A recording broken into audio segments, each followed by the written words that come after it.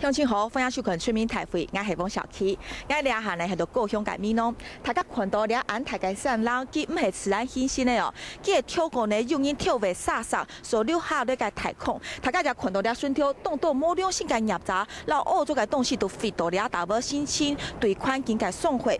因为之前上礼拜，安尼全民台会来到米农，讲到俩个米农水库倒带为起俩只运了么？就大家看到吼，其实现场嘅乡亲都反对高架起水。水库系认为讲，都做得利用了下现片有个太空咧断水就好咧。就算冇办法断水，从安用污染环境嘅问题系咪有改进咯？还有而家当重要就系讲叫啊气象类污染地下水，系咪安尼其实唔系欠水嘅问题，安尼面临咧系安尼大洪水、污染水安个议题咯。全面台会两礼拜还会气象类关心，就系水资源嘅整体管理问题，两批许多讨论嘅现场。开会了。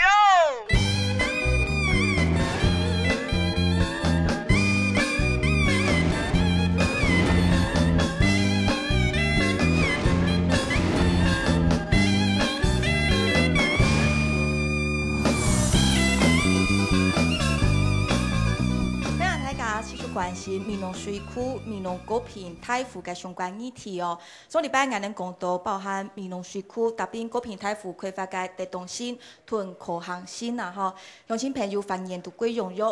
今晡日呢，我哋还有继续关心，除咗作水库以外，吼，我哋还有乜嘅韩国好嘅方法，吼，应该好好的面困啊，吼，我哋唔系欠水，系浪费水，系污染水，吼，也为大家来收个来宾，吼。这次我们的有新加入的两位来宾，第一位我们介绍的是我们高雄市政府环保局的副局长，蔡副局长你好。好，大家好。欢迎副局长提汉港新改与改来宾的少改，我们看到是蓝色东港西的周客任，客任好。各位美浓乡亲，大家好。欢迎哦，现场当然也安多个乡亲强下关心两张议题哦，因为先透过下半个两团新闻样片吼，好好的看到其实因希望高雄嘅产业，然后佢嘅用水性会系乜嘅新嘅关联。在高雄市政府的调查来看，1801年高雄市平均每年人民的用水量大约係600公升。係绿度最高的，不過假使用另外一種指標平均每一年人民生活用水量來看，才存到363公升，比全國的平均值383公升還要大。這就是10年一屆大旱災，很多高雄市的市民都被停水了。高雄工業區有聽到停水的舉手？沒有。仁武大社區的石化工業都有自己的特權井，愛水錢無？免水錢。交的水權會有夠少。高雄市政府查評估，假使相關的開發案還要繼續進行，換算到係民國114年，高雄還要188.2萬噸的水來用漲啦。我們這個區域相對可以提供一多水源，好，應該是以供好，我們可以供給的能力來定它的這個產業跟都市發展的需求，而不是用就是以需定供，就是用壓堵塞。它無限的擴大，以及就產業尤其沙發產業無限的擴大來定，就是這個鄉村的這個就是我們應該要供給多少水。在高雄市政府所提出，1814年要增加20萬噸的水來用，其中民生用水將增加6000噸，其他超過9成農本工業拿去用的地方非常無法度接受。為什麼大家都要共體時間都要停水？為什麼你工業就不用停？原因就是因為我們水價太便宜嘛，水價太便宜的時候，對工業用水來講，你要它節約用水，更有可能，不可能嘛。所以到目前為止，它有能力技術做到80%的回收，它根本不願意做。除了要求供應廢水的回收，此類水管的漏水嘛係促成高雄無水可用的原因之一。像此類水管啊，今仔下我哋所用的此類水管有青島，攏喺日本時代。依舊下來，本來人見喺政府用到見咧，幾下10年都冇去換過咧。中國高雄的水其實唔係冇滥用，一類係歐洲態的，一類係老態的。故所喺開發新的水源以前，應該要先對公大漏水的污水處理和個工業廢水的廢水再利用來做，希望按到的水嘛冇濫用。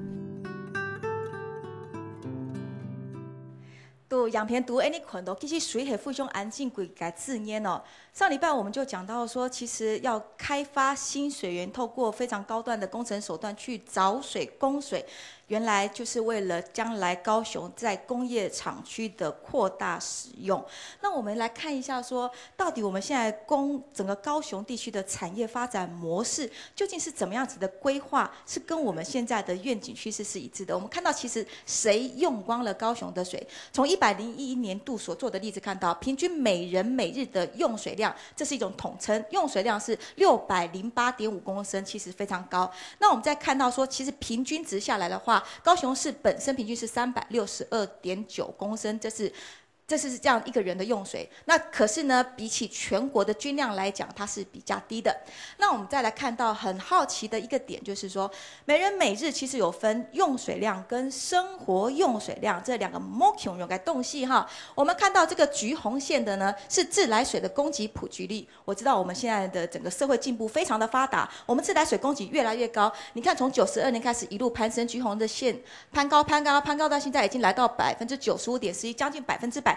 人人都有自来水可用，可是每个人都有用到自来水吗？看到这个绿色的线，从92年开始，它是呈现下滑的。然后其实一律虽然有在提升，略的还是持续平稳下滑的状态，也就是等于我们每人每日的生活用水量其实是不增反减。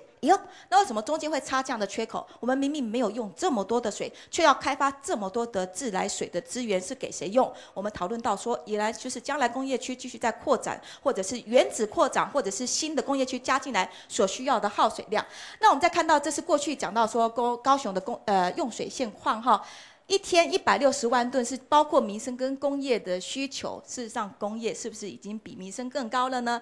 那我们再来看到说，现在我们的高雄发展了这么多年后，我们的产业结构大概最大耗水量的产业是在哪里？看到这个统计很清楚哦，包括化学材料还有基本金属的制造业是占了全部当中非常高的比例，一年的用水量是来到2亿多吨哦，全台湾也不过才18亿，单一个高雄就要用到这么多的用水量，所以我们发现到说，原来我们在努力开发找水源的时候，当然就要先来用农地来开发，所以先破坏了一块好地，然后再想办法去挖水，要花了很多人民的纳税钱。挖了水之后，这些水供应出来是要给工业用。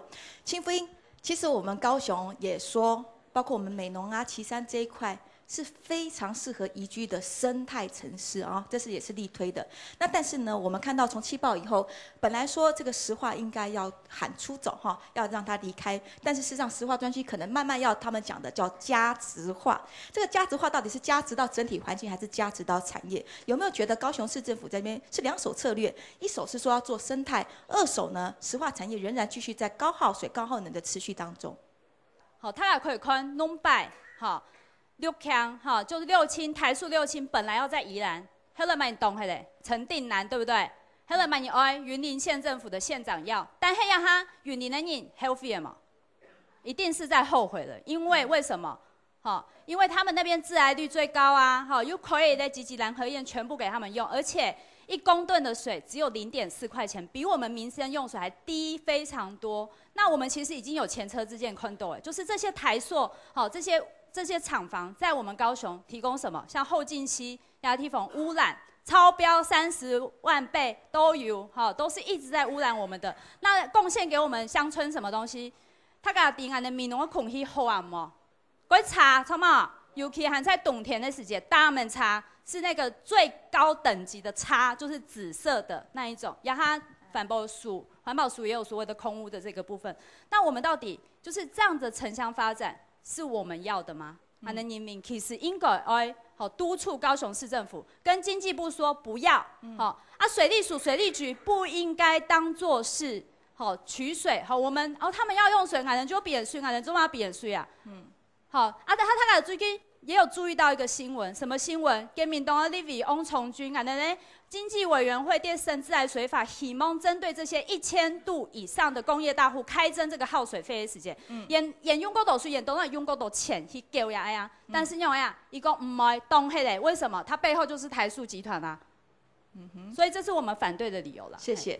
其实乡亲讲到工业用水赚大钱，可是它呢，这个用水的成本非常低，不是说水很便宜，是不是它的成本社会外部化了哈？还有其他改雄亲朋友也有针对我们现在高雄市整个高耗水也好、高耗能的这个产业也好，大家还有哪个想法嘞？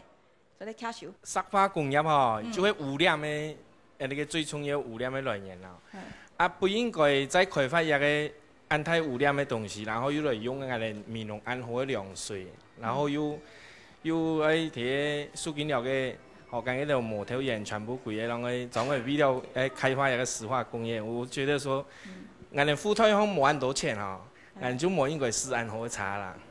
好，非常感谢大家欣赏，这位大哥也要发言。我是有一个想法，虽然美浓水库我们不做，人工湖我们也不做，但是我们有一个大水源，我们怎么不能利用？像刚刚我们丁老师讲的嘛，它就是储备在地上的大水库。就是那个高屏溪，那么大的地方，那么多的水，多少时候流在大海里面啊？我们若是像大树蓝火焰这样的做，我记得我以前很注意那个许金华博士所说的那个基体水路的问题。我觉得那个蓝火焰不是那个高屏溪那么多石头，那么多沙。要做那一些蓝火焰很方便，所以我希望能够用这个水，用这个地方来做蓝火焰。谢谢这位大哥。给用人工湖嘅吼，给顺后嘅大峡谷都人工包嘅，给已经给睇到相片有看到，给20多年嘅，20多年，安尼个安泰嘅安尼个坑洞啲嘅大峡谷，下尾也差不多有几千条，嗰啱。跟汽车脚踏车轮胎嘿，我上万条，我下去然后拿2条上来，放了20年，没有人管，哦，那你说这个地方是谁的责任？这是应该让它一直下去吗？哦，说这个水不能用啊，这个地方都不管嘛，哦，不用20年还不用人的啊，好，谢谢，这是第一点。好，我们待会会去请教你。整体乡亲朋友提出了2个问题，第一个问题我先请教我们南水局的黄局长。刚刚一位乡亲朋友提到说，针对产业的扩张哈，也许有整体的计划方向，但是是不是对我们水利单位的这种开发方来讲，只要地方政府提出了有这样的产业需求，我们就无条件、无限制的供给水源，然后想办法在各地去找水源，这是我们工作的模式吗？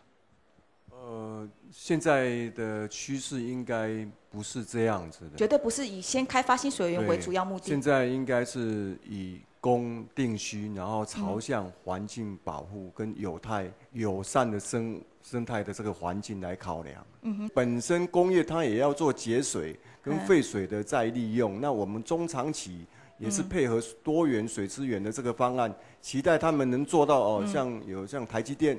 像中钢、像有日月光他们这样子的一个厂家，把废水回收再利用，中长期也是会推动再生水的这个相关方案啊。那这种水的管理算是政策的主还是政策的副呢？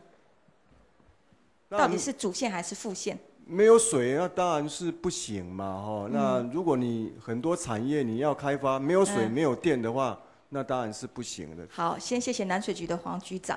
我请教一下客人，其实我们讲到水资源的开发，现在的一个趋势，过去已经验证了百年水库可能现在很多都是淤积，没有办法再利用，它的功能性受到了很大的考验。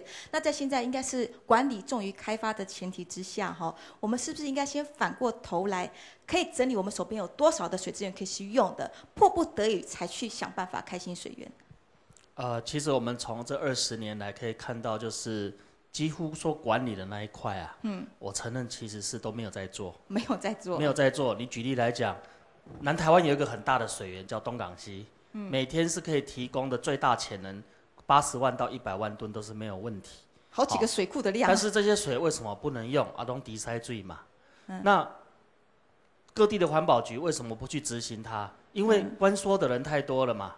那我们美浓要检讨，美浓多少乡亲跑到东港溪养猪的，所以我们把自己把水都搞到不见的时候，那么大家就会往上游要去拿水。对啊，因为没水可用。那现在我们又揭露的一个问题就是说，我们的地下水并没有被管理啊，没有被管理，所以我们纵使有了人工补助湖，也不代表可以浪费啊。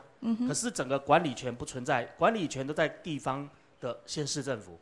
那我们从第一个就可以看台塑为什么可以像刚刚我们长辈有讲的，在高屏溪蓝河堰的上面，有大概3到4口台塑的井，深水井哦。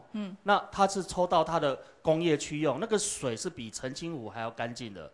就这个部分，在之前高雄县政府就给它核定过去了。那么这些管理的部分，原来我们说归说，从来都没有做，也成为人家可以趁机偷鸡摸狗的地方。于是乎，大家就觉得最简单方便，就是在找新水源。所以我们必须要检讨说，现在应该要管理为主了。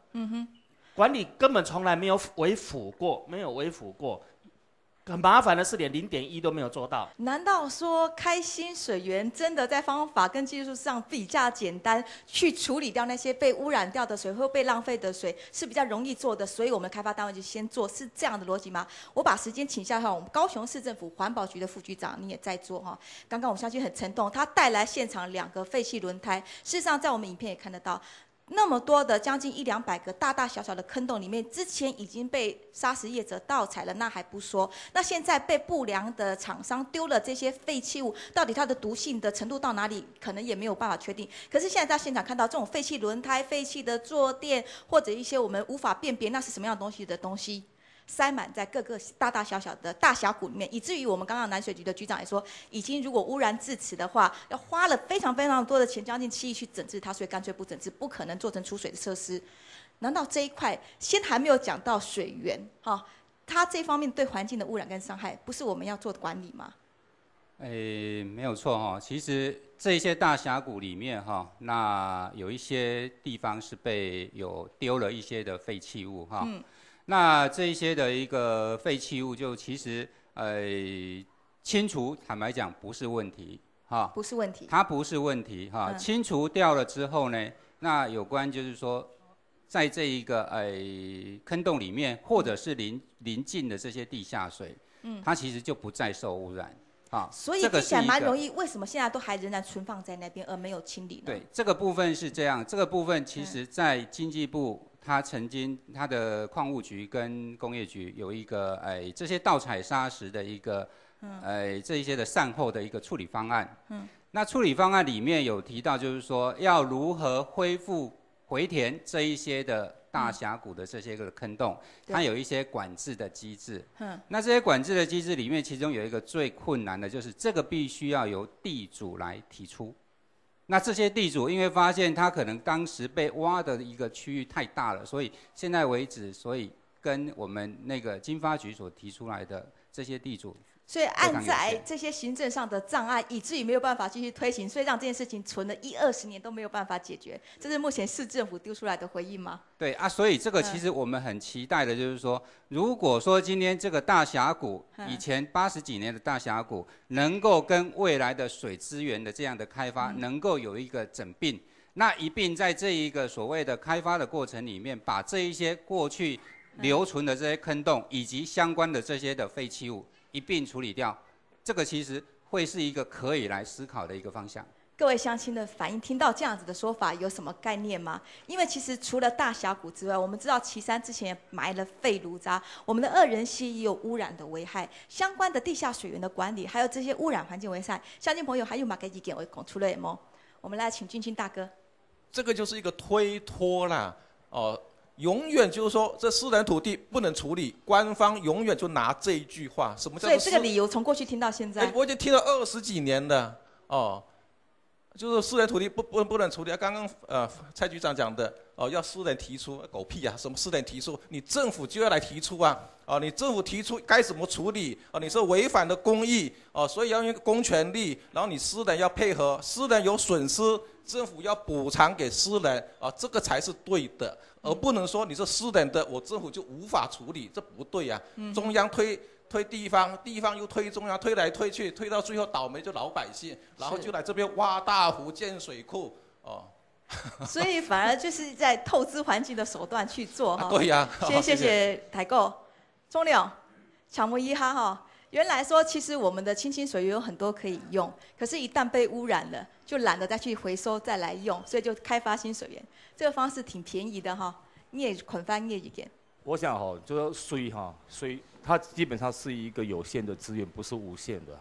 所以如果我们用的都是那种一次性使用的方式的时候，我想哈，任何资源都没有那么大的一个那种使用的一个那个量。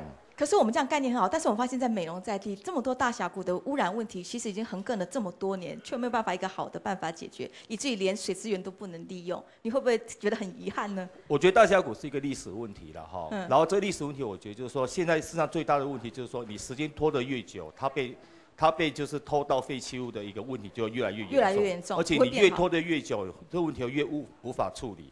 那我认为刚刚就是说。针对废清法的一个就是立法的一个原则哈，我觉得对现有大峡谷，其实我觉得政府应该要主动去进行一个就是大峡谷污染的一个监测，好以及开发的一个作业，而且应该是以连续处罚的方式，要求地主必须要把这些依据废清法把这些废弃物给清理走。那如果不清理走，我们就连续裁罚，裁罚到就是说到一定程度以后，再由政府来出面处理。不然的话，我觉得这样的问题它永远都是一个死结。是，我们就回归到我们一开始要谈到的一个宗旨，就是现在对于水资源的多元应用是大家共同认识的价值，管理绝对是大于开发的。那如果说现在的产业必须维持在现阶段，它要继续生存的话，它还有经济上的贡献，一定必须要存在的话，有没有可能工业的用水能够回收起来用？因为我们刚刚已经讲到了，工业用水的耗水量在各个产业当中是最大的。那我们所谓知道嘛，哈，省水就要省大宗的可能才比较有效。透过几张戏剧，我们来让大家了解，如果说我们工业的回收用水可以做得到的话，我们大概可以省下多少的用水量呢？高雄的工业用水保守估计大概是80万吨到90万吨。那它现在回收率这边是写50%，但是平均以台湾来讲的话，大概不到40%假使我们能够做得这么好，回收到一半，省下可以40万吨的水大概有4个高屏大湖的一区这么大，那一个一区将近100亿，4个不就是400亿了吗？可以留下400亿的我们的人民纳税钱，是不是可以做更多的污水的整治？是不是可以做更多的我们水资源上的管理呢？那再来，刚刚我们的客人也一再提到了东港溪天然的清净水源，它的量是非常大的，但是如果都被养猪废水还有皮革工厂、化学工厂的废水持续污染，也别再想可以利用它。如果它的水质可以进行改善，来当做民生用水的标准，每天80万吨来讲的话，它的改善率也是可以很大大的提升。还有一个。接下来我们会继续讨论到，就是自来水管的漏水率。所以这些如果在管理端都做到绵密的爬梳跟去整治的话，我们预计可以省下一天158万吨的水，158万吨，那可以省下多开好几个水库。所以客人，你可以谈一下吗？那我刚刚其实很想问一句，这增加20万吨，这不是我们替你编出来的数字，是你们的水利局自己在公开的水利署座谈会提出了简报的数据，所以你们要先对口清楚，高雄市政府到底是谁说的算，哪一个单位说的算？今天我们只是听第2号版本，所以连这样的一个状况都已经是一个市府单位里面的横向的单位都联系不清楚，出来的嘴巴讲话变2张口不清楚。那么中央跟地方之间呢，也在计较衡量，谁要担的责任多，能省就省，大家都想安全嫁妆。整个我们公务体系的心态出了一个问题，敢勇于认识的人不敢出来，为什么？那会早死。那大部分人都会觉得我最好安全下庄来退休是最好，这是普遍的心态。那如果这么消极，我们还能够期望有做多少可以真正对水有改革的事情呢？所以我们现在只能这样啊，我只能在民间，我们只能奋不顾身的跳出来去推，怎么推？追踪你。我们唯一能做的就是追踪你。譬如说，我们现在对东港溪的做法就是，你既然要去稽查，那我们就来检查你的稽查通报机制是不是真的有在 run。结果发现呢，通通都是宕机，通通都是宕机。那不是形同虚设吗？对。而且我们还可以把那整个流程早一天揭发给大家看，它是怎么个当法。就这么一个小小的一个养猪业，你都没有办法给它赏罚分明的时候，那你何况是工业废水，你怎么去取缔它？所以我们在每一个小环节通通中风的时候，你怎么会去期待要去谈一个大的什么一个策略技术？所以我们台湾应该回过头来想一个问题：所有解决我们的未来永续生存的细节都在哪边？都在我们平常看到这些小细节里。包括我们的农田水菌怎么被污染的，包括我们水沟出去的污水，这些我们通通不下去，在这些环节上把关、监督、追踪，我们就期待中央政府去一次把所有的问题要一次到位解决。于是大家谈的就是钱的问题嘛。那问题是在钱不够，人也不够，那于是就卡在那边宕机，就像个大峡谷可以荡20年一样。所以我们要不要重新回头来谈一个问题？自己国家自己救，自己土地自己救。我们要不要连同自己我们社区里面这些排出去的废水，我们都不要抗拒，让它流到河道？只要我们自己也能做到这样，我们必然就不会给人家借口要建水库。所以从美浓到屏东，如果我们不希望高雄工业用水拦止我们的话，我们就要抗拒我们那些废水跟废气排到我们这边。那唯一要监督的，我更建议大家去监督谁？全台湾所有的环保局都要皮绷紧一点。我们全部去盯紧他们的时候，那么我相信会出现一个变化球就出来了。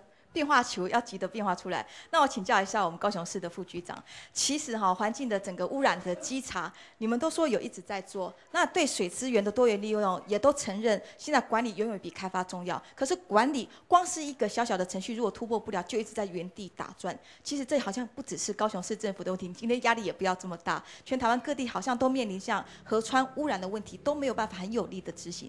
河川的一个污染的稽查，这个当然这个是各个环保单位责无旁贷应该要做的事情哈。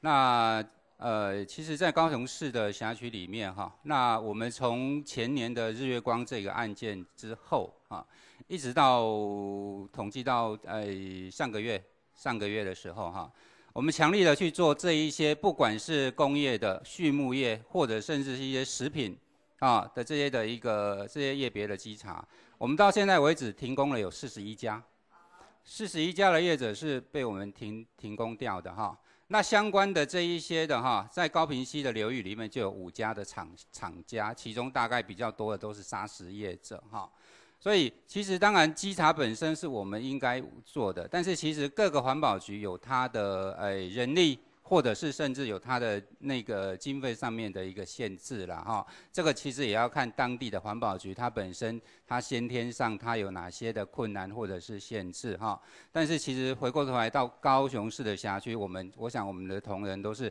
很努力的在他自己的岗位上去执行这一些的工作。那不好意思，刚刚有一位乡亲有提到了有关，我想我回应一下刚刚有一位乡亲的部分其实高雄市一直在推动所谓的宜居城市啦。我想我举一个最简单的例子，5月21号我们的议会通过了我们高雄市所提出的环境管理自治条例。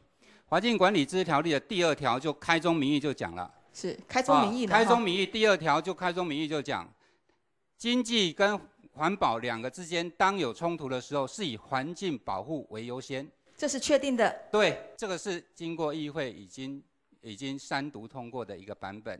那刚刚有提到过空气污染的问题，中央还没有实施所谓总量管制，但是我们在这个自治条例里面，我们把所谓的总量管制这样的含义把它摆进去。我们要求高雄市的这些的大户，他必须主动削减，这也是在我们这个自治条例里面，我们都已经规范进去了。其他还有像水污的，或者像温室气体，都一系列都有规范。所以这个部分要跟乡亲做一个报告。谢谢副局长。当经济跟生态环保产生冲突，价值有所对立的时候，永远优先选择的是生态环保。你有先协会下，等下过继续的争论对公道，你下政府都讲咧，佢都该管理做到阿慢好还有动作该事情很配做得用汉卡手紧该手段，做得做汉卡完成该处理。你先协会下，杨皮哥做对。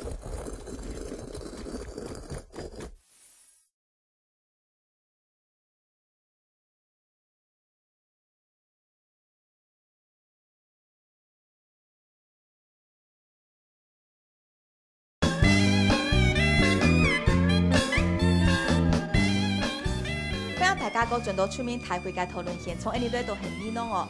刚才呢，我们讲到说，其实管理重于开发，这是大家一再讨论的重要的精神价值，然后希望可以将来变成是核心执行的目标。那我们讲到在各种管理的手段当中，除了是对我们现在已经有的污染水源能够尽最大的能力去把这些干净的水抢救回来做永续利用之外，那我们也讲到说，这个要省水就要省大宗的，它才可以立竿见影的效果。那工业用水量是非常大的。那我们也一直在讲说，好，你工业要用水，那就自己回收废水来使用，一直到循环再生的过程中，就不用再另外去找水，免掉社会上这么大的争议存在。那究竟为什么这么多年推展下来哦，这个工业回收废水上的难度一直没办法突破？我现在手上有一份资料，大家镜头可以带近一点哦。其实我们看到以六轻麦寮的六轻为这个厂区来做一个标的的一个案例来讲，他们的废水的回收再利用他们的节水量一天可以最高节水到1.73万吨。可是呢，它一天使用的水量是30万吨，那不到1/30，怎么会那么辛苦都做不出来六轻这边的那个表格列了它各种的废水回收的处理成本我们看到，包括像台塑公司 PVC 厂的废水回收，1吨的成本是7.2块，那往下看到有16块，最高的来到57，其他有27、41或者是22块。那要知道现在自来水厂提供给工业用水的那些干净的自来水，只要3到4块，那民生用的自来水呢要10块，所以工业用的比我们还便宜。但是我们人民一个家庭1年也不过用200度，但是我们以最近的台南科学园区来讲，它1年是用掉4000万吨的水那我们再讲到一个数字，就是说它量用的很大，可是它的成本怎么样呢？它1年的用水我们台南科学园区1年是要花掉4亿，哇，4亿也蛮多的要用4亿来买水。可是大家知道它营收是多少吗？它的营收1年是5000亿，所以不到1%的成本花在水上。可是自来水是真的这么便宜吗？我们开发1吨，也就是1度的自来水，要从集水区的治理、设立水库或设立拦河堰，还要设立净水厂，还要再铺设管线，再把自来水送到工厂的厂区，要花掉多少的环境成本？其实丁老师，我们知道自来水滴滴都珍贵，它不是自动而来、从天而降的，它是耗费了非常大的环境成本去。所以我们发现，工业用水如果没有办法做到100%的回收，或者是高回收率，那也许我们在讲节水这一块，永远都陷入一个无间道。没有办法解决，是这样吗？事实上，工业废水以及民生废水的处理技术已经非常成熟了。那么端看于政府的这一个魄力跟他的作为。所以其实，在厂区来讲，技术是做得到，只是太贵，看他要不要做。那为什么他不做？是因为政府源源不绝的供应水给他吗？最主要原因，我们当然水价说是也是太便宜了。就20-30年前，我到非洲，我去看过一个工业废水的处理。那工业废水它的这个生产过程里面的这个各种的产品，它都知道。所以说，在废水的处理端里面，它就这一些的各种元素的处理，工业这个化学成分的处理，它都有一定的规范。有规范的。对，而且有一定的技术。所以说，它把这水这个做完处理完以后，它再把它这个水作为回灌，那么把它水回灌在这个海岸沙丘里面，再把它抽回来使用，因为它水经过净化以后，回收的成本它就会比较低，而且它这个水源也有水源，所以说在整个水的回收以及水的处理成本上，它就会降低。那么在民生用水，当然民生用水像高雄市的民生用水，在高雄市在旗津中州污水处理厂每天排废的这个2级处理都非常的稳定。如果说能够再作为3级处理，那么可以把这些水作为大高雄地区的这一些的工业用水，因为它的在各种的制成里面或者一些的冷却里面是足够它的水的品质。好，我们谢谢丁老师。但是问题我要请教一下客人其实我们可能不知道工业厂商的利润到底怎么算，我们这种外人也不是太了解。但是是不是一个很普遍的一个常识？如果政府持续的供应便宜水价，但是干净的好用的自来水给你，厂商是不是真的就没有动机回收水来自己利用？刚刚我们丁老师讲，这是属于厂商道德层面，但是道德层面如果要运作，真的还做不了什么事情。我们回收水是不是应该法制化，或者应该有阶段性、有目标性的来执行呢？自从中油看到台塑可以大规模的把炼制的这些石化产品外销到中国、外销到外面去的时候，他很不爽。他很不舒服，中油工会是非常不舒服的，因为他要负责做平稳价格的单位。可是现在呢，大家也会觉得说，你也要开放，你要开放。所以呢，我们为什么会增加水量？为什么会增加产量？现在就是因为中国在这样建设，所以要把这些的东西想办法卖过去。台湾包括高科技的南科，它生产这些面板也好，你以为要卖台湾吗？也不是基本民生需求，也是往中国。也是跟它建立一个产业链的关系，再外销到美国，所以我们把这些水的资源拿来去套给，变成是全球的一个经济的需求。哎呦，台湾怎么那么厉害，有那么大的心脏能量，可以去提供全世界的活络经济的一个原料厂？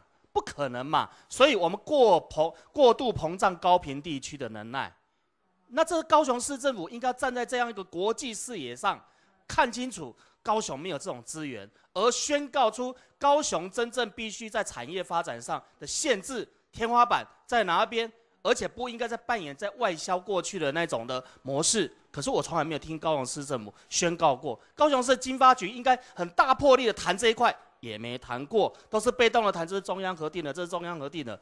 那我们干脆市长官派算。今天我们也把时间交给我们高雄市政府代表，我们先请水利局的局长来做回应哈。再生水发展条例它第4条有提到，新开发的这些工业区，它在我们类似高雄地区缺水的地区，它要来使用这一些再生水，强迫它不能再用什么，用我们水利署去开发的这一些水源，很低成本的这一些自来水，它要用这一些再生水，那它用再生水就要来跟我们市政府谈拿我们的这一些污水处理厂放流水，它自己再去处理，它自己花成本再去处理。这个东西是绝对正面的，市政府绝对会来大声疾呼。所以这些规范一定要入法，一定要强制执行。中央已经过了，就是等立法院。所以再生水资源发展条例这个部分一定要过。但是虽然这个案子已经在推动中，但是其实我刚刚有提到，经济部跟市政府以及营建署、内政部都已经开始在展开这一方面的再生水的使用。也就是说，我们已经跟中钢，也就是工业局那边有签约，我们现在已经在推动了，也就是凤山西污水厂的这些放流水，它会每天去处理到107年提供给工业区2.5万吨，109年提供到4.5万吨，这个东西都已经在做了。好，这个部分是由民生用水这边来提供。那未来我们也在跟中钢以及工业区在谈另外一个供需案。这个量大概会有4.5万吨，所以希望说未来我们会给工业一步步做更多。其实政府都是有在做，那这个做的措施其实是中央跟地方一起来合作，所以我还是要做这方面的说明。谢谢你，局长。开征企业的耗水费哈，然后跟他们重新谈判水权，然后还有再生水的回收再利用，这都是在水资源管理端相当关键的一个时刻哈。都堂头用庆，对并总爱用会议。不知道在场的乡亲朋友哈，还有我们在地方的美浓乡亲，还有其他什么意见，要借这个机会来谈出来吧。里长，大家好，你好。确实，俺的美浓人，过去俺哋去家家乡，过去俺哋去家陆卡家庭的人，所以呢，如果做水库，过去当然反对。反对的哈。因为那个地点盘呢，人讲的地生态所在，万一做水库变迄个价位，你係咪採望咯？絕對冇採嘢啊！好，新聞先生，介後輩哈，你好。我講一下哈，一個專家喎哈，講我哋美濃上海嘅人講啊哈，做水庫唔得哈，我在一個水庫作為用唔係為了民生用水，唔係哦，係工業哦。做乜嘅我哋政府常常愛做一個水庫咯。係唔係為了了財團自己仲係賣嗰度人講，做嗰度反正是為了要的付出而為了要的話，我哋政府有相當我哋美濃人嘛，無論你做市長講乜嘅呀，講为了俺的民众5万4千俺的5万人的人唔嘛个关系啦，也嘛个讲嘛个，伊也命出人命俺那个命出狗屎没，啊？错啊唔错啊？好，非常感谢大家欣赏，我们也把发言的机会给其他的乡亲朋友哈。还有哪一位发言都不用客气，时间是你们的。在督促立委啦，因为立委员伫经济委员会地位，跟督促讲，强言一定要通过耗水费开征，过还有再生水条例的通过。所以说这个开征耗水费，如果真的就因为1人被挡下来，所以对地方居民来讲，哈，这个永远无止境的在开发新水源的这个噩梦，可能都不会离开美浓。对，就是这是一个水的政策跟道德的一个问题，所以可能一定会支持那个条例通过。好，这是你的意见，谢谢。我们刚刚那个阿伯也要发言是吗？好。啊，如果说美浓水库把它盖好的话，水库里面有水，底下的人都干旱的干死，渴死了。作物也没水，对对对，没有水源的问题。第二个，如果说高屏大湖如果盖起来的话，还不是一样，12公尺的地下挖，还有附近有6口大井，还要不断的要抽。我问你们，我们水是往高处往低处流呢？我们这边高地势的地方，所有的水源是不是往那边去抽？最后，我们美浓、旗山、离港地区的农作物、农田都变成旱田，不是沙砾变成那个戈壁了嘛？所以说我感觉到今天我的主要的问题就是说，希望我们在座的长官、专家学者们，第一个，我们把美浓水库跟那个高屏大湖的案子把它撤销掉。就直接撤案，无需讨论。直接撤案，不要讨论了，让我们美浓，让我们这一带地区的居民过着一个安居乐业的生活，这才是我们的希望。我们要发展工业，一定要以农业为基础。农业就是根，工业就是树。而今天我们政府就是好像没有任何的计划发展高耗能、耗水量的那种工业，结果。我们本来农业要支持、帮助工业、辅导工业的，现在反而它不知报恩，把工业拿过来压迫我们农业。现在我们农业都没有水了，水都没有了，都被它用光了。所以我的最后的建议，那就是说，希望我们今天把两个案子撤出以后，所有管理水的长官们、所有的专家学者。心无旁骛，好好的来管理专门研究水资源的问题。谢谢，谢谢哈。感谢大家听那么澎湃的阿爸哈，我们在场那么多的政府官员，还有我们的水利单位专家哈，听到我们真正来自于在地居民他们最沉痛的呼吁。好像刚刚还有一位大哥啊，这位好吗？非常赞同这个会长安怎讲的，安会当做像阮的屏东县迄个南河岸、大树迄个南河岸呢？针对迄个物件去开发，拢总唔免干建水库，唔免干迄落去开发这个人工湖，这是阮上大的目标。好，谢谢。我们在地的乡亲哈提出2大，美浓水库跟这个高屏大湖两岸都应该要否决，省下那边的预算跟你的脑力精力，好好的来想想，我们在喊的多元取水方案怎么真正落实到我们的生活之中，好好的把精力放在管理上，一切把所有的效率都抬升，有没有可能做得更多更永续？你也跳过下不该俩屯补透吼，来讨论一下，就好我们刚刚相信提到的浮流水就在尽尽在利用么？来看俩屯补透。高屏海是太高雄地区最重要的水源，每年的取水量大约是110万吨，大约占是高雄地区每年用水量的63%。无论是去美浓水库，也是热高屏太湖，拢是透高屏海的水。所有的人、所有的单位大家有用那些水，但是呢，有无人要来维护一条河川呢？一条橋呢，不是要斷起啊！斷橋啊，做乜斷橋呢？都講因為河川管理不善，一體統嘅要斷起，一撥太水要斷起，有些地方不然挖佢沉咩，有些地方要按過咩，過帶，一撥太水時按太水量，一下都對啊呢，下槍槍。而解決高屏欠水的問題，免提作水庫，也免人工湖，係提流域的治理。最後中央體制調查所的推算，規個屏東平陽大廈就有清夫婦的地下水，55%靠田公爺落水來補助，45%係對山區的河壩水落葉。宜宾感觉屏东平原吼，喺台湾嘅天然国鱼咧个特殊嘅现象嘛，以天然水居高，所以天然水含喺屏东平原最大嘅播种。嗰嘛最睇资源。第廿八范美农水库韩国范高平太湖嘅行通当中，政府韩国民間嘛提出嚟多年治水、暗流水開發嘅可能性。按嚟講，而家像而家嗰啲人喺談所謂浮流水嚇，唔做咩跟浮流水動作都話，嗱，所以水庫起唔得，人工話起唔得，所以所有人全部也都朝向嗱說要全面開發浮流水。嗱講任何一件事情哈，就是不急於過度都是不好的。過年韓國調度係水資源有效利用最好嘅方式，唔過山啊，就係水嘅源頭。那個山就係最好嘅水庫啊，伊嘅含水量、伊釋放水嘅效率唔會輸水庫啊，比水庫更好啊。那個就係最好嘅水庫，啊，做乜嘅用好好嘅產品，而去樣樣一個破壞係做一個唔耐用嘅水庫啊。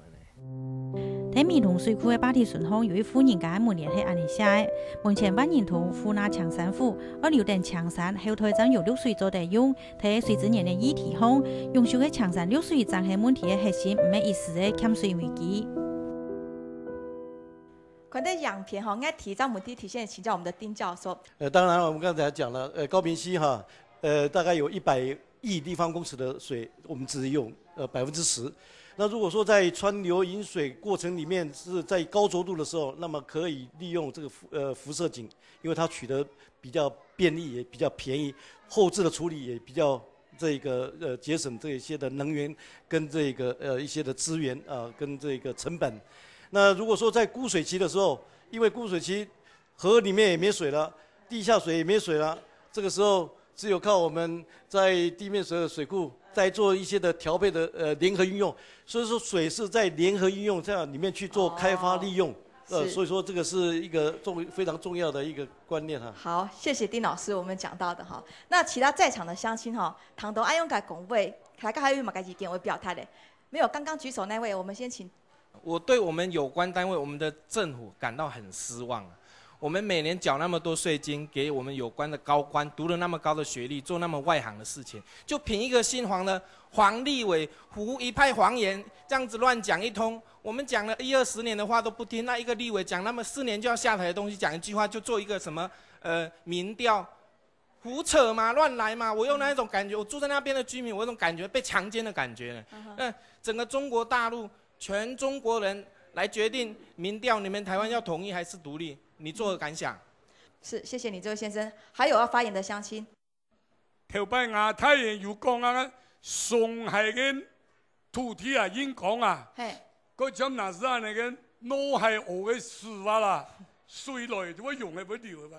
因為做水庫眼面紅人本事嘅啊，唔話呢，擺當年高雄嘅太管人，上山眼面紅。鄉親啊，今3年全部歸去嘅發展，中好處呢好設備，俺民農所有嘅鄉親保存起來。謝謝你，係做安尼咧。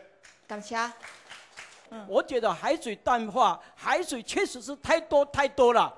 但是有人也許會說，他用海水淡化，可能是費用會比較大。但是如果有一天有人研究出来，可能比我们做水库便宜很多。好，副总感謝。來，最後時間，靜慧。我真的期待高雄市政府作為一個民意的政府，真的要勇敢的，好為我們民意所提出來的這個，我們不要高耗水、高耗能、犧牲子孫的這個產業 say no。我們高屏溪本來就是一個就是高風險的一個缺水區，那我們應該是針對我們這個地方的水文、地理的條件，去設計我們這個地方的供水跟產業的需求。我覺得這是我們這20年的共識。我不希望，換了一個高雄市政府，或換了立委，或是今天執政不一樣了，這些就是民眾20年的努力又被否決一次。我們今天已經把反水庫的這個部分已經刻在墓碑上了，我們不會，我們會用一輩子的時間，而且我們會傳承給子孫。好，這個部分我們會一直努力下去。好，非常感謝財團的勇氣呢。最後，南水利署的南水局黃局長也要把這個結論時間交給你哦。其實可能外界有很多人跟我们美浓在地，还有我们高屏在地的地方乡亲是一样错愕的。过去已经是定论为死案的美浓水库，还有高屏大湖，在经过这么多年已经刻在墓碑上了之后，竟然可以翻转，说要重新启动。那重新的启动的理由，2集讨论下来，在我们水资源开发单位所做的说明，仿佛也介于可有可无之间，还是说要做评估跟讨论，到底它的政治正确性、它的开发的必要性跟正当性这方面，你可不可以再做最后的说明？还有，今天乡亲也统整了这么多的意见。听到了吗？我们是不是还真的要再坚持执着用那种开发的手段来继续做水资源管理的主要标的呢？王局长。浮流水的这个部分我们一直在做了。其实水公司在好早之前就已经实施的哈。那我们目前跟配合水公司的这个政策跟我们的水利署的政策也一直在做浮流水的这个推动，这个是毋庸置疑的，我们会持续来推，但是它还是多元水资源的一环，都要做，多元蓄水。对。那至于这个经济哈，就是经世济民呐哈，其实也不用那么悲壮说，我们一定会去做。民之所欲常在我心我想这个是公务人员最基本的一个要求跟素养了我们的声音我们都听到了，我想上面应该也都会知道说基层的声音是怎么样。那这只是一个评估阶段，是大家可以沟通可以讨论的，有很多方案。刚刚也有讲到海淡水很好，再生水 OK， 浮流水更是现在都是显学嘛那我们都是可以讨论的。那各位的声音我们会向上反映。是。那我想我们会找出大家能够接受的方案，包括工业他们自己要去节约用水跟废水再利用，再生水的条例也必须要能赶快的这个上场。那耗水会我们是真的是期盼经济委员会或者是立法院能赶快来通过。那这样子的话才能造福我们所有的这个乡亲跟民众。以上。黄局长讲了哈，今天要听取所有在地乡亲的意见，他作为水资源开发方，一定会把这样的意见汇整传达上去。希望这样子的一个社会成员不断的在虚耗，在一个好动的情况之下，至少能够到现在就终止哦。如果这个开发案没有那么积极，确实一定要做，何来为什么要花费那么多的成员人力，还有精神心力要去做这样的民调，然后再看看这个工作有没有可能重启它的评估？为什么有多了这一段要做的那么多的事？那我们也再回归到说，讲到最后哈，其实安尼台湾水资源非常安正规，大家很很真正有用了，共产该受团队开发，了真正大家还该好好的思考哦。就像我们刚刚乡亲讲的，真正有开发条件的，何不就留给后代哈？以上是新闻台会连连2周礼拜都咪拢提起财题讨论，也水资源管理嘅问题，也非常感谢大家收看，祝福大家平安快乐，安尼再会。